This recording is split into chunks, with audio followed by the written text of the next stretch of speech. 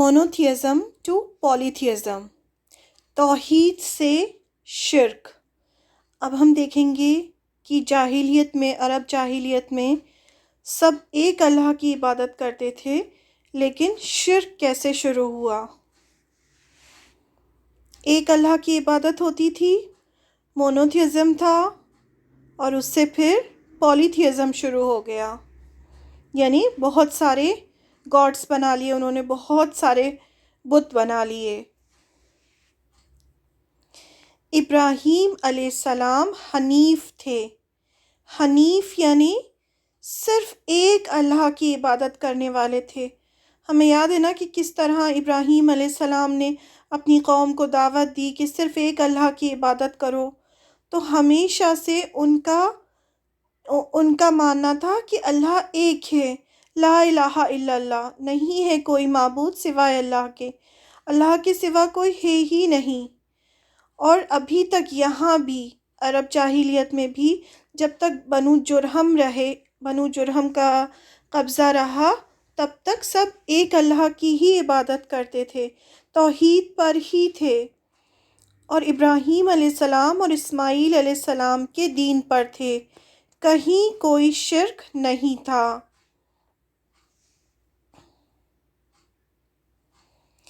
سورہ آل عمران آیت نمبر 95 میں اللہ تعالیٰ نے فرمایا ہے، اعوذ باللہ من الشیطان الرجیم، بسم اللہ الرحمن الرحیم۔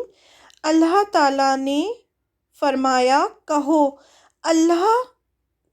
اللہ نے جو کچھ کہا ہے سچ کہا ہے، تم کو ابراہیم کی ملت یعنی طریقے کی پیروی کرنی چاہیے جو حنیف تھے، اور ابراہیم شرک کرنے والوں میں سے نہ تھے۔ ابراہیم علیہ السلام کی گواہی خود اللہ نے دی ہے کہ اللہ نے جو کچھ کہا وہ سچ کہا۔ کتنی بڑی بات ہے کہ اللہ نے ان کی گواہی دی اور بتایا کہ ان کا جو طریقہ تھا، جو ان کی ملت تھی، وہ حنیف تھے۔ حنیف یعنی یکسو ہو کر صرف اور صرف ایک اللہ کی عبادت کرتے تھے، اور وہ شرک کرنے والوں میں سے نہ تھے، یعنی انہوں نے کبھی اللہ کے ساتھ شرک نہیں کیا تھا، یعنی اللہ کے ساتھ کبھی انہوں نے کسی کو پارٹنر نہیں بنایا تھا، وہ صرف اللہ کی عبادت کرتے تھے۔ مکہ میں بھی سب توحید پر تھے۔ توحید یعنی توحید احد سے ہے، احد یعنی ایک اللہ کی عبادت، توحید۔ عرب میں حضرت اسماعیل علیہ السلام کی دعوت و تبلیغ کے نتیجے میں لوگ دین ابراہیمی پر چلنے والے تھے، اس لیے ایک اللہ کی عبادت کرتے تھے اور توحید پر تھے۔ ابراہیم علیہ السلام نے جب کعبہ بنایا تو اسماعیل علیہ السلام کے ہاتھ میں کعبے کی کسٹڈی تھی، پھر اس کے بعد ان کے بیٹوں کے ہاتھ میں تھی، پھر بیٹوں سے بنی جرہم میں چلی گئی کعبے کی کسٹڈی، تو سب ایک ہی دین پر تھے۔ اسماعیل علیہ السلام نے دین کو پھیلایا تھا، ایک اللہ کی عبادت کے لیے کہا تھا، تو بنو جرہم جو تھے وہ بھی سب ایک اللہ کی عبادت کرتے تھے اور دین ابراہیمی پر تھے۔ لیکن اب بنو جرہم کے جانے کے بعد کیا ہوا؟ وقت گزرنے کے ساتھ ساتھ انہوں نے دین کا ایک حصہ بھلا دیا۔ اب دھیرے دھیرے 2100 سال بنو جرہم نے حکومت کی، تو اس عرصے میں کیا ہوا، دھیرے کر کے وہ اپنا دین بھولنے لگے، کیونکہ اس طرف کوئی پیغمبر نہیں آیا، نہ کوئی کتاب اتری۔ سارے پیغمبر جو تھے وہ فلسطین میں وہاں پر آ رہے تھے، موسیٰ علیہ السلام، داؤد علیہ السلام، پھر سلیمان علیہ السلام، الیاس علیہ السلام، سارے پیغمبر، زکریا علیہ السلام، یحییٰ علیہ السلام، عیسیٰ علیہ السلام، سب کے سب فلسطین میں آ رہے تھے۔ ان کو اللہ تعالیٰ کتابیں بھی دے رہے تھے، تورات، انجیل، زبور، لیکن اس طرف نہ تو کوئی پیغمبر آیا اور نہ ہی کوئی کتاب نازل ہوئی۔ تو انہوں نے کیا کیا، دھیرے دھیرے دین کا حصہ بھولتے گئے، اور خاص کر کے جو آخرت کا کانسیپٹ تھا وہ دھیرے دھیرے ختم ہوتا چلا گیا، کہ مرنے کے بعد دوبارہ زندہ ہونا ہے، اللہ کے سامنے کھڑا ہونا ہے۔ اس کانسیپٹ کو تو انہوں نے بالکل ہی اپنے دلوں سے نکال دیا، مطلب بالکل بھول گئے یہ۔ اب کیا ہوا، بنو جرہم کے جانے کے بعد بنو خزا کے پاس کعبے کی کسٹڈی آئی، تو بنو خزا کا جو سردار تھا وہ عمر بن لوہی تھا، عمر بن لوہی خزائی، تو وہ جو تھا سردار بنا، اور بنو جرہم جو تھے وہ مکہ چھوڑ کے واپس یمن چلے گئے۔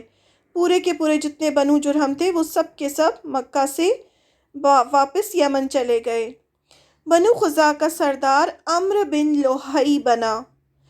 عمرو بن لوہی ایک نیک انسان تھا، اس کی پرورش اچھی ہوئی تھی، اسے دینی کاموں میں کافی انٹرسٹ بھی تھا، اس لیے مکہ والوں نے اسے محبت کی نظر سے دیکھا، یعنی لوگ اس کو پسند کرنے لگے کیونکہ وہ اچھا انسان تھا، بہت کہا جاتا ہے بہت سخی تھا، بہت زیادہ صدقہ خیرات کرنے والا، اور اسے دین کے کاموں میں بہت انٹرسٹ لیتا تھا وہ، تو سب لوگوں نے اس کو محبت کی نظر سے دیکھا، انہیں سب نے اس کو پسند کیا۔ عمرو بن لوہی نے ملک شام کا سفر کیا۔ اب کیا ہوتا تھا، جب تجارت کرنی ہوتی تھی تو یہ لوگ سردیوں میں یمن جاتے تھے اور گرمیوں میں شام جاتے تھے۔ شام یعنی سیریا، فلسطین، وہ والا جو ایریا تھا پورا، وہاں جاتے تھے۔ تو شام میں رومن امپائر تھا اور وہاں پر کرسچینٹی تھی، اہل کتاب تھے، اور سب کو پتہ تھا کہ جو شام ہے یہ پیغمبروں کی زمین ہے، اور یہاں اتنے پیغمبر آئے ہیں اور یہ اہل کتاب ہیں اور ان کو کتاب نازل ہوئی، یہ سب جانتے تھے۔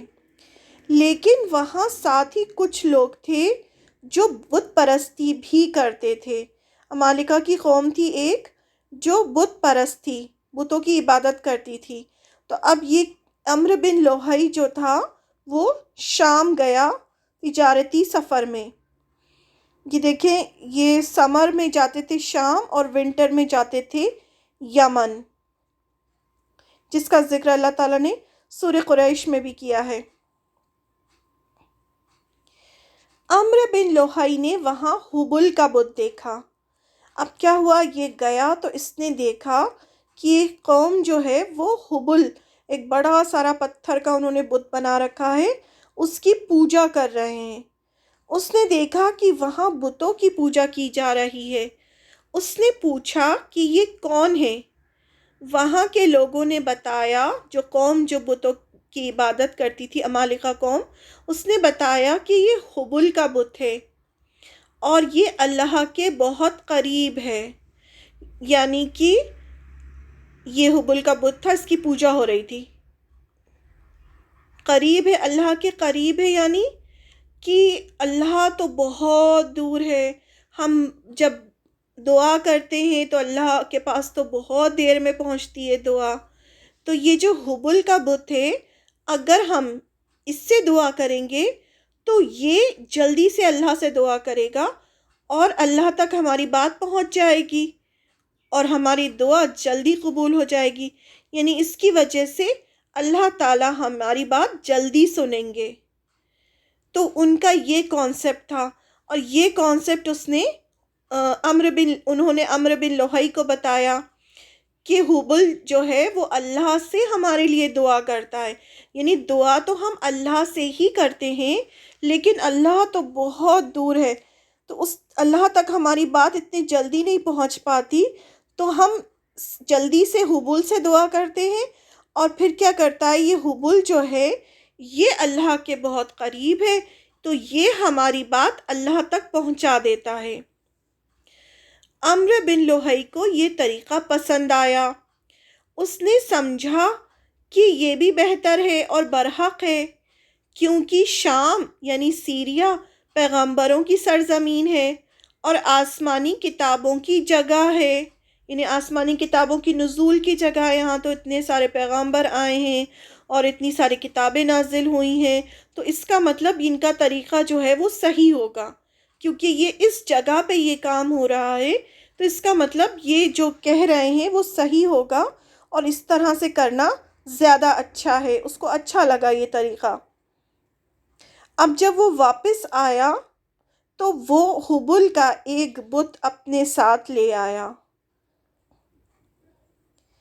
حبل کعبے میں رکھ دیا۔ اب انہوں نے کہا سب سے اچھی جگہ کیا ہے، کہاں رکھنا چاہیے اسے؟ تو انہوں نے کہا سب سے اچھی جگہ جو ہے وہ کعبہ ہے. تو انہوں نے اس حبل کو کعبے میں نصب کر دیا، یعنی وہاں لا کے رکھ دیا کہ اب جب بھی ہمیں دعا کرنی ہوگی تو ہم اس سے دعا کریں گے، تو یہ اللہ کے پاس ہماری بات جلدی پہنچا دے گا. اور اہل مکہ کو اللہ کے ساتھ شرک کی دعوت دی. پورے اہل مکہ کو حبل کے بارے میں بتایا کہ اس سے دعا کرو، یہ تمہاری دعا جلدی سنے گا، تمہاری بات مانی جائے گی، اور یہ تمہاری بات جو ہے وہ اللہ تک پہنچا دے گا. یہ حبل کا بت تھا اس طرح کا پتھر کا. اس نے سب کو بتایا کہ حبل سے دعا کرنے سے دعا جلدی قبول ہوتی ہے. سب اس کی باتوں میں آ گئے. اہل مکہ نے اس پر لبیک کہا، یعنی سب اس پر خوش ہوئے، خود کو حاضر کیا اور سب حبل بت کی عبادت کرنے لگے. اب یہاں سے بت پرستی جو تھی وہ مکہ میں شروع ہو گئی.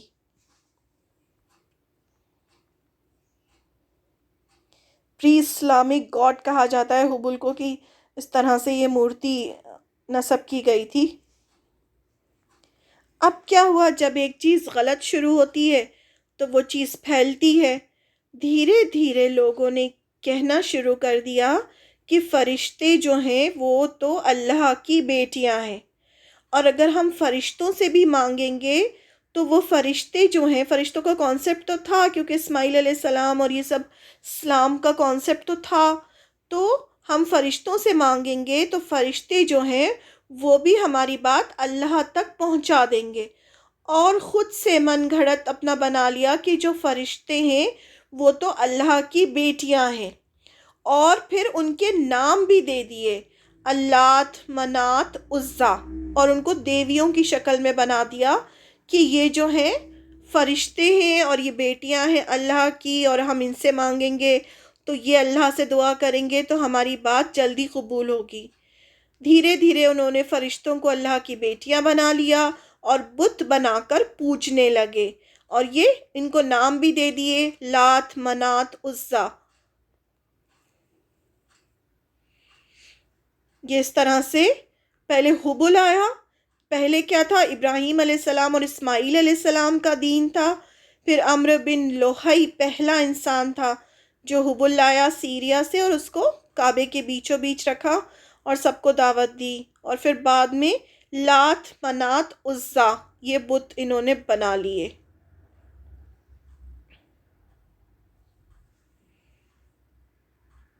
یہ اپنی مرضی سے کہنا شروع کر دیا کہ فرشتے اللہ کی بیٹیاں ہیں، اور ان کو نام بھی دے دیے اور ان کو شیپ بھی دے دیے، ڈاٹرز آف اللہ بنا دیا.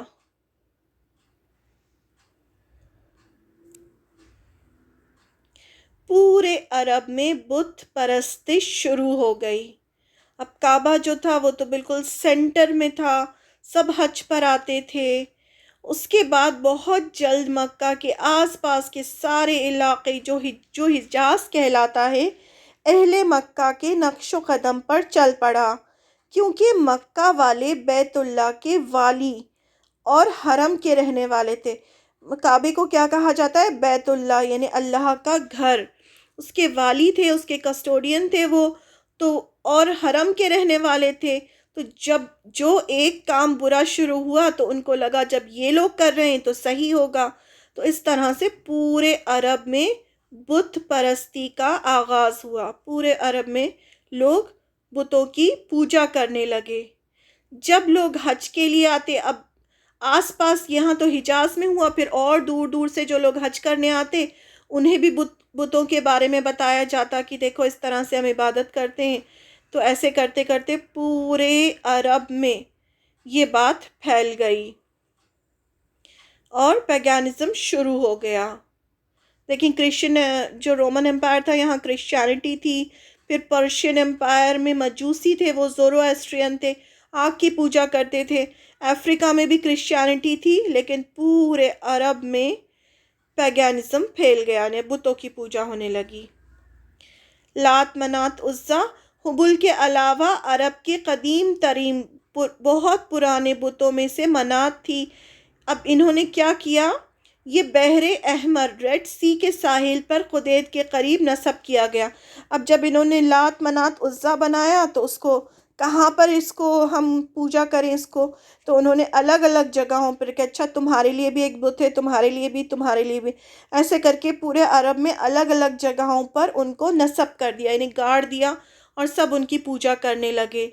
تو بحر احمر یعنی ریڈ سی کے ساحل پر منات کو لگایا، پھر طائف میں لات کو، اور پھر وادی نخلا میں عزا کو نصب کیا اور وہاں ان کی پوجا شروع کر دی۔ یہ تینوں عرب کے سب سے بڑے بت مانے جاتے تھے۔ اس کے بعد حجاز کے ہر کونے میں شرک کی کثرت اور بتوں کی بھرمار ہو گئی۔ جو بھی یہاں پر آتا تو وہ کہتا ہمیں بھی اس کی ایک کاپی بنا کے دے دو، تو وہ وہاں کی جو مٹی تھی، مکہ کی مٹی، اس سے وہ بت بناتے اور بت بنا کے ایک ایک پیس جو تھا وہ سب کو دیتے اور سب اپنے ساتھ لے جاتے، اپنے گھروں میں رکھتے، اپنے قبیلوں میں رکھتے۔ ایسے کرتے کرتے پھر بار بار ان کو کعبہ نہیں آ سکتے تھے وہ بار بار، تو سب نے ایک ایک کاپی کر کر کے اپنے اپنے گھروں میں بھی رکھ لیے۔ تو اس طرح سے پورے عرب میں بت پرستی جو تھی وہ پھیل گئی۔ منات ریڈ سی کے ساحل پر، لات طائف میں، اور عزا بت جو دیوی کے جو وہ مورتی تھی وہ وادی نخلا میں۔ قرآن میں اللہ تعالیٰ نے فرمایا، جب قرآن نازل ہوا تو اللہ تعالیٰ نے اسی کے بارے میں فرمایا کہ سورہ نجم کی آیت نمبر 19 سے لے کے 23 میں، اعوذ باللہ من الشیطان الرجیم، بسم اللہ الرحمن الرحیم، بھلا تم لوگوں نے لات اور عزا کو دیکھا اور تیسری منات کو، یعنی اللہ تعالیٰ اس طرح سے کہہ رہے ہیں، اس کا مطلب یہ ہے کہ یہ بت کہیں اللہ کی بیٹیاں ہو سکتے ہیں، مطلب تعجب کا انداز ہے۔ پھر مشرکوں سے کہا جا رہا ہے جو شرک کرتے تھے، کیا تمہارے لیے تو بیٹے اور اللہ کے لیے بیٹیاں، یعنی یہ جو تھے اپنے لیے بیٹیوں کو بالکل بھی پسند نہیں کرتے تھے۔ جب ان کے یہاں بیٹی پیدا ہوتی تھی تو ان کا چہرہ سیاہ ہو جاتا تھا، کالا ہو جاتا تھا غم سے، اور اللہ تعالیٰ فرماتے ہیں اپنے لیے تو تم بیٹے پسند کرتے اور اللہ کے لیے تم نے بیٹیاں بنا لی۔ مطلب ایک طرح سے یہ کہ کیا کر رہے ہو، مطلب تم یہ کیسے، یہ تقسیم تو بہت بے انصافی کی ہے۔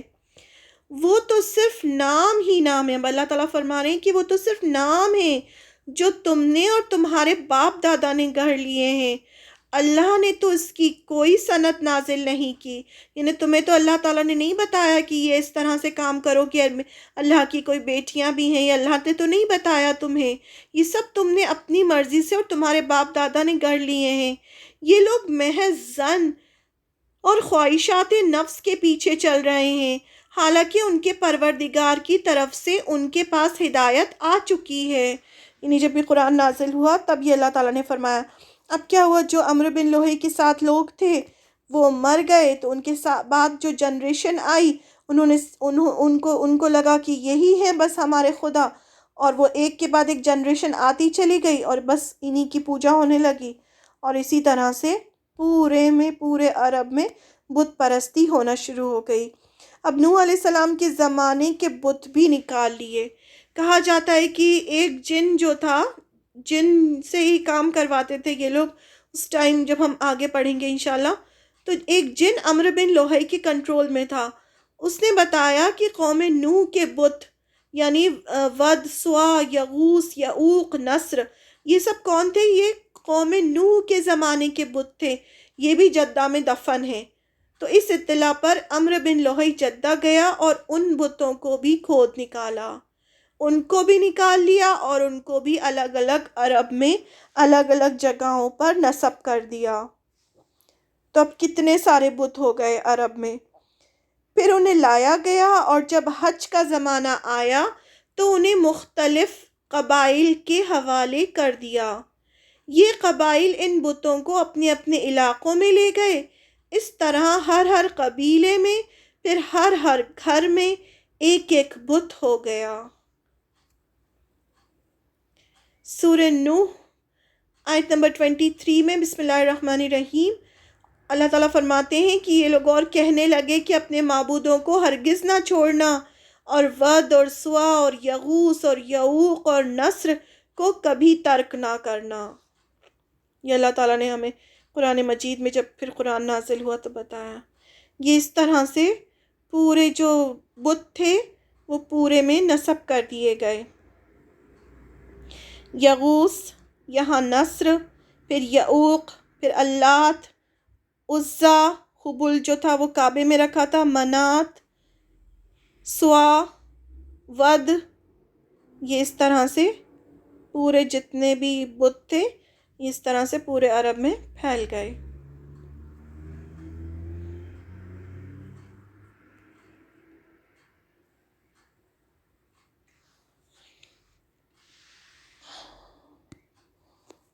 اس کو کرنے والا، سب کچھ کرنے والا یہ عمرو بن لوہی تھا.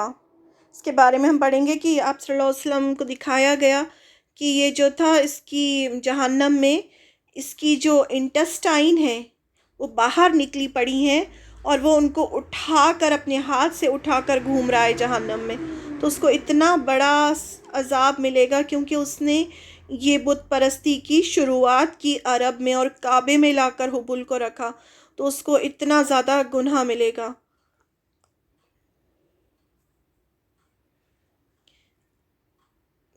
کعبے کو بتوں سے بھر دیا، کعبے کے اندر بھی ڈھیر مارے بت رکھ لیے. بعد میں کہا جاتا ہے کہ انہوں نے ابراہیم علیہ السلام اور اسماعیل علیہ السلام تک کے بت بنا کے رکھ لیے تھے. پھر مشرکین کون ہوتے ہیں؟ جو شرک کرتے ہیں، جو اللہ کے ساتھ پارٹنرز بناتے ہیں، شرک کرنے والے مشرک، اور بہت سارے ہوں گے تو مشرکین نے مسجد حرام کو بھی بتوں سے بھر دیا. بعد میں جب آپ صلی اللہ علیہ وسلم نے مکہ فتح کیا اور جب اسلام آیا اور جب آپ کو غلبہ ملا اور مکہ پورا فتح کر لیا آپ نے، تو بیت اللہ کے آس پاس 360 بت تھے جنہیں خود رسول اللہ نے اپنے دست مبارک یعنی ہاتھ سے توڑا. صلی اللہ علیہ وسلم ہر ایک بت کو چھڑی سے ٹھوکر مارتے جاتے اور وہ گرتا جاتا.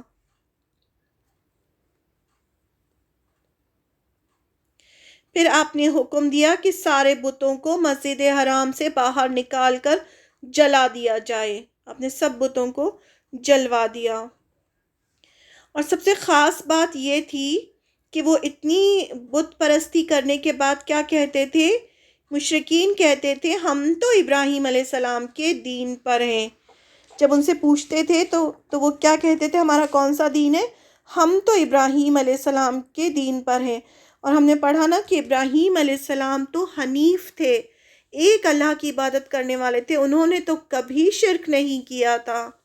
شرک اور بت پرستی اہل جاہلیت کے دین کا سب سے بڑا مذہب بن گیا. ساتھ ہی انہیں یہ بھی گھمنڈ تھا کہ وہ حضرت ابراہیم علیہ السلام کے دین پر ہیں، یعنی شرک کرنے کے ساتھ ساتھ کہتے تھے کہ ہم تو دین ابراہیمی پر ہیں. ان سے پوچھا جاتا تھا تو کیا کہتے تھے؟ ہم تو ابراہیم علیہ السلام کے دین پر ہیں، اور یہ بت جو ہیں ہم ان کی تھوڑی پوجا کرتے ہیں، ہم تو اللہ کو ہی مانتے ہیں. لیکن یہ جو بت ہیں یہ اللہ سے ہماری بات ہم پہنچا دیتے ہیں، یہ اللہ کے پاس ہماری سفارش کرتے ہیں، اس لیے ہم ان کی پوجا کرتے ہیں. ان کا یہ عقیدہ تھا. تو یہ جو ہے ہمیں کبھی بھی، جیسے عمرو بن لوہی تھا، وہ شام گیا، سیریا گیا، تو وہ اس نے دیکھا کہ یہاں غلط کام ہو رہا ہے.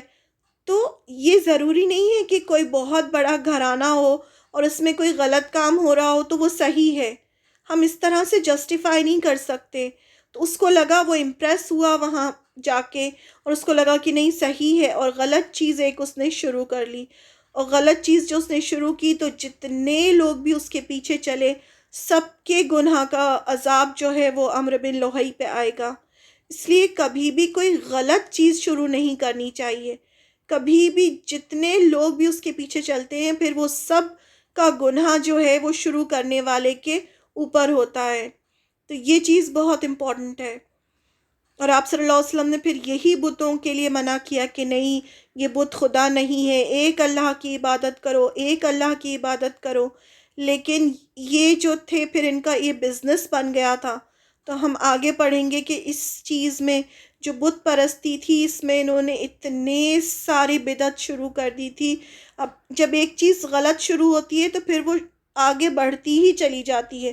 اب اس میں اتنے خرافات شروع کیے تھے انہوں نے، اور اس کو کہا تھا کہ یہ تو بدعت حسنہ ہے، یعنی بہت اچھی اچھی چیزیں انوویشن سے ہم نے شروع کی ہیں.